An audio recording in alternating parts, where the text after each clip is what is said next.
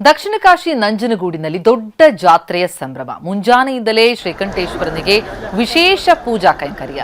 ಇತಿಹಾಸ ಪ್ರಸಿದ್ಧ ಗೌತಮ ಪಂಚಮ ಮಹಾರಥೋತ್ಸವಕ್ಕೆ ಚಾಲನೆ ಕೊಟ್ಟಿದ್ದಾರೆ ಶಾಸಕ ದರ್ಶನ್ ಧ್ರುವನಾರಾಯಣ್. 5:50ರಿಂದ 6:30 ಶುಭ ಮೀನ ಲಗ್ನದಲ್ಲಿ ರಥೋತ್ಸವಕ್ಕೆ ಚಾಲನೆ ಕೊಡಲಾಗಿದ್ದು ಶ್ರೀಕಂಠೇಶ್ವರ ರಥವನ್ನ ಎಳೆದಿದ್ದಾರೆ ಸಹಸ್ರಾರು ಸಂಖ್ಯೆಯಲ್ಲಿ ಸೇರಿದಂತಹ ಭಕ್ತರು. ಗಣಪತಿ, ಶ್ರೀಕಂಠೇಶ್ವರ, ಪಾರ್ವತಿ, ಸುಬ್ರಹ್ಮಣ್ಯ ಮತ್ತು ಚಂಡಿಕೇಶ್ವರ ರಥವನ್ನ ಭಕ್ತರು ಎಳೆದು ಪುನೀತರಾಗಿದ್ದಾರೆ. ನಂಜನಗೂಡಿನ ರಥ ಬೀದಿಯಲ್ಲಿ ಸಾಗಲಿದೆ ಗೌತಮ ಪಂಚ ರಥೋತ್ಸವ. ರಥಕ್ಕೆ ಹಣ್ಣು ಎಸೆದು ಪ್ರಾರ್ಥನೆ ಸಲ್ಲಿಸಿದ್ದಾರೆ ಭಕ್ತರು.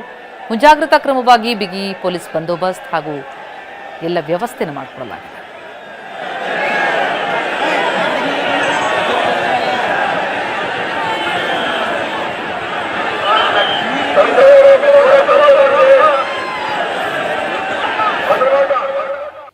ಗಲ್ಫ್ ಯುದ್ಧದಿಂದ ಅತ್ತ ಗ್ಯಾಸ್ ಸಿಲಿಂಡರ್ ಸಮಸ್ಯೆ ಕಾಡ್ತಾ ಇದ್ರೆ ಇತ್ತ ನಿಯಂತ್ರಣ ತಪ್ಪಿ ಸಿಲಿಂಡರ್ ಸಾಗಿಸ್ತಾ ಇದ್ದಂತಹ ಲಾರಿಯೊಂದು ಪಲ್ಟಿಯಾಯಿತು. ಗದಗ ಜಿಲ್ಲೆಯ ರೋಣ ಪಟ್ಟಣದ ಹೊರವಲಯದಲ್ಲಿ ನಡೆದಂತಹ ಘಟನೆ ಇದು.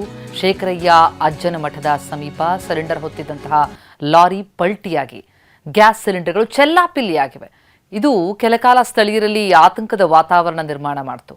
ಅದೃಷ್ಟವಶಾತ್ ಯಾವುದೇ ಅಪಾಯ ಸಂಭವಿಸಿಲ್ಲ. ಸ್ಥಳಕ್ಕೆ ಪೊಲೀಸರು, ಅಗ್ನಿಶಾಮಕ ಸಿಬ್ಬಂದಿ ಭೇಟಿ ಕೊಟ್ಟು ಪರಿಶೀಲನೆ ನಡೆಸಿದ್ದಾರೆ.